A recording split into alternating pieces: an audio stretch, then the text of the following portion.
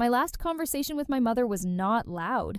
There were no arguments, no raised voices, no dramatic goodbye. That is what makes it stay with me. If we had fought, maybe I could have blamed anger. If we had cried together, maybe I could have found comfort in tears. But we did neither. We spoke like two people who believed there would be more time. I still remember her voice that day. Soft, tired, careful. She asked me if I had eaten. I laughed and said yes, even though I hadn't. She reminded me to rest more. I told her I would, knowing I probably wouldn't. At the end of the call, she said, "Call me when you're free." I said, "I will, Mom." That was it. No long words, no deep talks, just ordinary sentences that felt unimportant at the time. I did not know those would be the last ones. When I look back now, I wish I had stayed longer on the line. I wish I had listened more carefully to the pauses in her voice. I wish I had said things I kept saving for later, because later never came. My mother was not a woman of many words. She showed love through actions, through meals cooked quietly, through clothes folded neatly, through staying awake until I came home, no matter how late it was. Growing up, I never questioned her presence. She was always there. In the mornings, she would wake before the sun. I would hear soft sounds from the kitchen, the clink of a cup, the slow movement of someone starting the day with purpose. She never complained about her tiredness. Even when life was heavy, she carried it silently. When I was young, I thought this was just how mothers were. Strong, endless, unchanging. I did not realize how much she was giving away. As I grew older, life became louder for me. Work, responsibilities, deadlines, people who needed answers right away. And slowly, without noticing, I started giving my mother whatever time was left. Not the best hours, not the calm moments, only the spare pieces. She never asked for more. She never reminded me. She simply waited. Sometimes she would call just to ask small things. What I had eaten, whether the weather was cold, if I was sleeping enough. I would answer quickly, half listening, half thinking about something else. I told myself I would call back properly another day. Another day. That phrase followed me everywhere. As years passed, our conversations became shorter. Not because we loved each other less, but because I assumed she would always be there. She lived alone after my father passed away. I visited when I could. Not as often as I should have. Each time I left her house, she would stand at the door. She always waited until I was out of sight. I thought it was just habit. Now I know it was love mixed with quiet loneliness. The last time I saw her in person, she looked smaller. Not weak, just quieter. She asked me if I was eating properly again. She touched my arm gently. Her hands felt warmer than I remembered. I was in a hurry that day. I hugged her quickly. I told her I would visit soon. She smiled, that gentle smile she always had. I didn't know I would carry that smile with me forever. The last conversation came a few weeks later. A normal day, a normal call. Nothing warned me. Her voice was softer than usual. She paused more often, but I did not slow down enough to notice. I talked more than I listened. At the end, she said she was tired. I told her to rest. I promised to call again soon. She said, "Okay, take care of yourself." I said, "You too, Mom." And we hung up. I went on with my day. She went on with her silence. Now, when I sit alone at night, that conversation replays in my head. Not because of what was said, but because of what was not. The words I thought I had time for. The feelings I assumed she already knew. The love I delayed expressing fully. That is why it haunts me. Because love should never be saved for later. After that last normal call, life kept moving the way it always does. Days passed into weeks. Weeks blended into each other without clear edges. Nothing felt wrong enough to stop me. I still woke up early, still went to work, still answered messages, still told myself I was doing my best. But somewhere underneath all that motion, something small had begun to shift. My mother started calling less. At first, I didn't notice.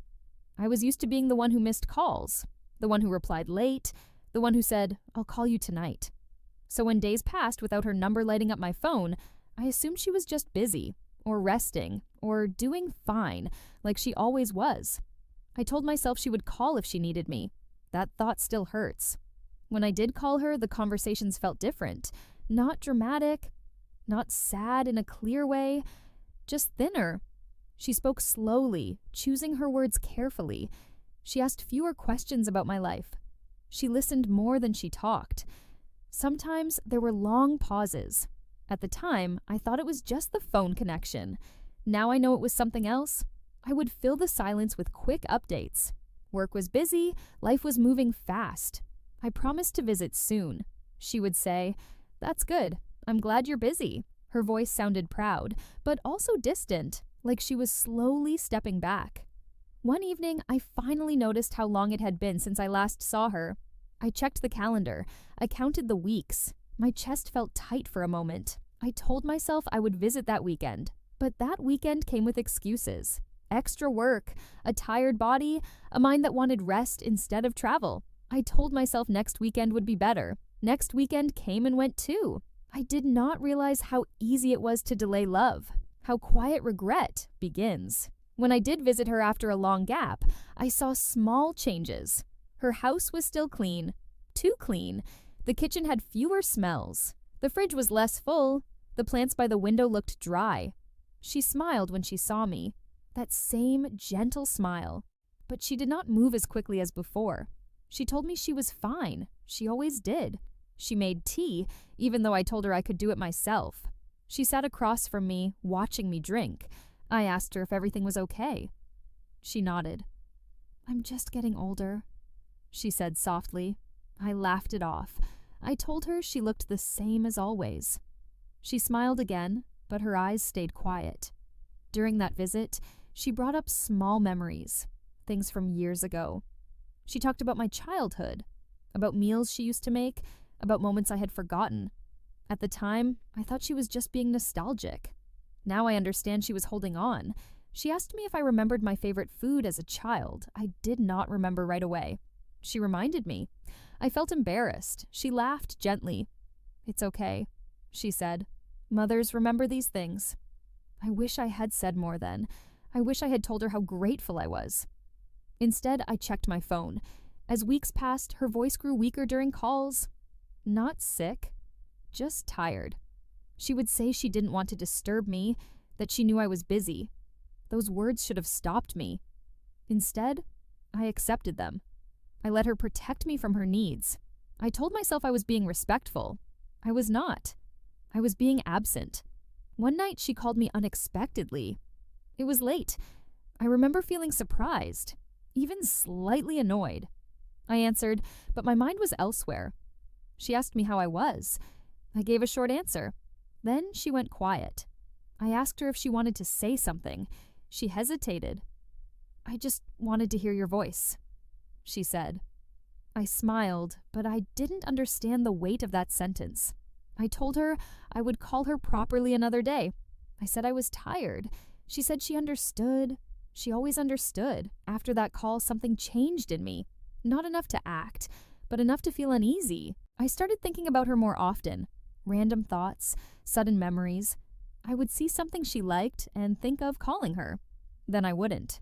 I told myself I didn't want to disturb her. The truth was simpler. I assumed time was guaranteed. A few days later, I got a call from a relative. They asked if I had spoken to my mother recently. I said yes. I said she was fine. There was a pause on the other end. They told me she had been quieter lately, that she rarely went out, that she often mentioned my name. My heart sank for a moment. I promised I would visit soon. I meant it. That night, I sat alone and thought about her, about how much she had given me, about how little I had asked. I remembered her hands, her voice, her patience. For the first time, I felt fear. Not panic, just a soft, cold fear. I picked up my phone to call her. Then I stopped. It was late. She might be asleep. I decided to call in the morning. Morning felt safer, kinder. I did not know how dangerous waiting could be. That night, I dreamed of my childhood home, of her standing in the kitchen, of her calling my name. I woke up with my heart racing. I told myself it was nothing. I went on with my day, and somewhere, quietly, time kept moving forward. The call came in the middle of the morning. I remember because I was standing in line somewhere ordinary, the kind of place where nothing important ever seems to happen. My phone buzzed in my hand and I almost ignored it. I didn't recognize the number at first. Something told me to answer. When I put the phone to my ear, I knew immediately that something was wrong. The voice on the other end was quiet. Careful. They asked if I was sitting down. That question still echoes in my mind. They told me my mother had been taken to the hospital. They said she was weak. They said I should come as soon as I could. I don't remember saying goodbye. I don't remember walking to my car. I only remember the sudden weight in my chest, like the air had become too heavy to breathe. The drive felt endless. The road was familiar, but everything looked strange, too bright, too loud. My hands were shaking on the steering wheel. I kept telling myself this was just a scare, that she would be fine. She was always fine. I told myself I would apologize for not calling more. I would sit by her bed and talk like we used to. I would make time now. I didn't know how fragile now really was. When I reached the hospital, the smell hit me first, that clean, cold smell that feels empty. The hallway lights were harsh. The floor was quiet. A nurse asked my name. Then she looked at me in a way I will never forget. That look told me everything before the words did. She led me to a room, slowly. Each step felt heavier than the last. My mother was lying there, smaller than I remembered, so still. Machines hummed softly around her. Her eyes were closed. For a moment, I stood frozen at the door. I wanted to run to her. I wanted to turn around and leave. I walked closer instead. I took her hand. It was warm, but weak. I whispered her name. Her eyes opened slowly. When she saw me, she smiled. That smile broke me. "You came," she said. Her voice was barely there, but it was still her. I told her of course I came. I told her I was there now. I sat beside her bed. I held her hand with both of mine. I felt like a child again. She looked at me for a long moment, like she was trying to remember my face, or maybe like she was memorizing it. "I didn't want to worry you," she said softly. Those words felt like knives. I told her she never worried me, that I should have come sooner. She squeezed my hand lightly. "It's okay," she said. "You're here now." She was comforting me. Even then, there were so many things I wanted to say. Apologies. Thanks. Love. But my throat felt tight. I didn't know where to start. She spoke again, slowly. "I know you were busy," she said. "I was proud of you." Tears filled my eyes. I told her I should have called more, visited more, listened more. She shook her head slightly. "You lived your life," she said. That's what I wanted. The room was quiet, except for the machines. Time felt strange, like it had stopped and rushed forward at the same time. I leaned closer. I told her I loved her. I told her I was grateful for everything, for every meal, every sacrifice, every quiet moment. She listened. Her eyes stayed on mine. Then she said something I was not ready to hear. "I'm tired," she whispered. I told her to rest. I told her I would stay. She smiled again. "I'm not afraid," she said. "I just didn't want to go without hearing your voice one last time." My heart cracked open. I remembered that late-night call, the one I rushed through, the one where she said she just wanted to hear my voice. I felt sick with regret. I told her she could hear it now. I told her I was here. She nodded. Her grip loosened slightly. She looked peaceful, calm. I wanted to stop time, to go back. I whispered everything I had held inside for years, all the words I thought I had time to say later. Later had arrived too late. Her breathing slowed. I felt it change. I called her name again, softly. She didn't answer. A nurse came in quietly, checked the machines, then she looked at me. I knew. I stayed there long after the room fell silent, holding her hand, staring at her face. She looked calm, free. I felt empty. The world outside kept moving.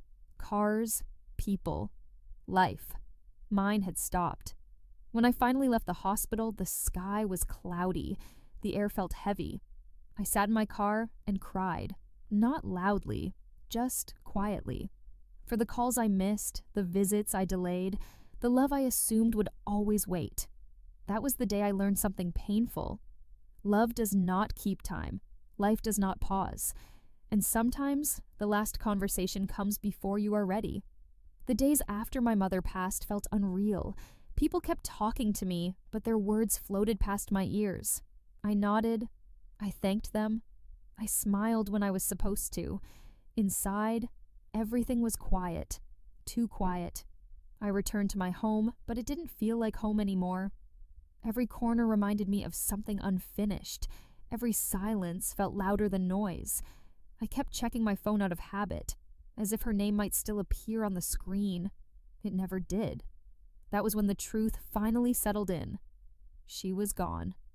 I found myself thinking about our last conversation over and over, every word, every pause. I replayed it in my mind while lying awake at night, while washing dishes, while staring out the window. Some memories brought comfort, others brought sharp regret, but they all carried her voice. A few days later, I returned to her house. It smelled like her, that familiar mix of soap and warmth. The furniture was exactly where it always had been. Nothing had changed, except everything had. I walked slowly through each room, touching things she touched, pausing where she used to sit. In the kitchen, I found a stack of unopened letters. They were from me. Old postcards, short notes, messages I had sent but never followed up on. She kept everything. That realization broke me more than anything else. She never threw away even the smallest piece of me. I sat at her kitchen table for a long time. The same table where she used to drink tea in the mornings. The same place she once waited for my calls. I imagined her sitting across from me, smiling softly, asking if I had eaten. The tears came quietly. I began to understand something then. My mother never blamed me. Not once. She never asked for more than she was given. She never demanded my time. She just waited. And waiting, I learned, is its own kind of love. The days turned into weeks. Slowly, I started to function again. I went back to work. I answered messages. Life expected me to move forward. But grief does not follow schedules. It moves at its own pace. Sometimes I felt okay, almost normal. Other times, a simple sound or smell would pull me back. A song she liked, a recipe she taught me. I let those moments come. I didn't push them away anymore. I started talking to her out loud, in the car, in my kitchen, before going to sleep. I told her about my day, about small things she would have cared about. It felt strange at first, then it felt necessary. One evening, I opened a drawer in her bedroom. Inside was a small notebook. It was her handwriting. My heart raced as I opened it. It wasn't a diary. It was a list. Dates, notes, reminders to call me, to pray for me, to check if I was eating well. She built her days around loving me, even when I was not there. I sat on her bed and held that notebook, and for the first time since she passed, I felt something other than pain. I felt gratitude. Gratitude for having been loved so fully, so quietly, so patiently. I realized then that my last conversation with her did not haunt me because it was wrong. It haunted me because it mattered, because it was real, because it was honest, because in the end, I did show up. Not perfectly, not early enough, but truly. I stopped punishing myself as much after that. I stopped asking, what if, so often. I began asking a gentler question instead. What can I carry forward? I started calling people more. Not long calls, just real ones. I visited when I could. I listened more than I spoke. I stopped assuming time would always wait for me, because it doesn't. I placed her photo on a small table near my window. In the morning, sunlight touches it softly, just like it used to touch her face. Sometimes I smile at it. Sometimes I cry. Both feel right. Grief did not leave me. It changed me. It taught me how fragile love can be, and how strong it remains, even after goodbye. Now, when I think about my mother, I no longer feel only pain. I feel her presence in small, quiet moments, in the way I fold laundry, in how I make tea in the evening, in the pauses between my thoughts. She is still with me, just in a different way. I used to believe that love was loud, that it needed constant words and actions to survive. My mother taught me something different. Her love was quiet, patient, steady. It did not chase me. It waited. And even now, that kind of love does not disappear. Sometimes I sit by the window at night. The world outside is calm. I imagine her sitting beside me, not saying much, just being there. She was always good at that. I still miss her voice, the way she said my name, the simple questions she asked, as if they mattered more than anything else. Back then, I didn't realize how precious those questions were. Now I do. People often say time heals everything. I don't think that's true. Time does not heal. It teaches. It teaches us what we should have held closer, what we should have said sooner, what we should never delay again. My last conversation with my mother still lives inside me, not as a wound, but as a reminder that showing up matters, that listening matters, that love should never be postponed. If I could speak to her one more time, I wouldn't say anything grand. I would simply say thank you. Thank you for loving me even when I was distant. Thank you for waiting without complaint. Thank you for forgiving me without asking. I cannot change the past, but I can honor it by loving people while they are still here, by answering the call, by making time. If you are listening to this and someone has crossed your mind, someone you have not spoken to in a while, someone you keep meaning to call, please don't wait. Life does not always give us a warning. And sometimes the last conversation arrives before we expect it. Love does not need perfection. It needs presence. And that is the lesson my mother left me with. Final moral: do not save your words for later. Do not assume there will always be another chance. Love the people in your life while they can still hear your voice, because one day silence may answer instead.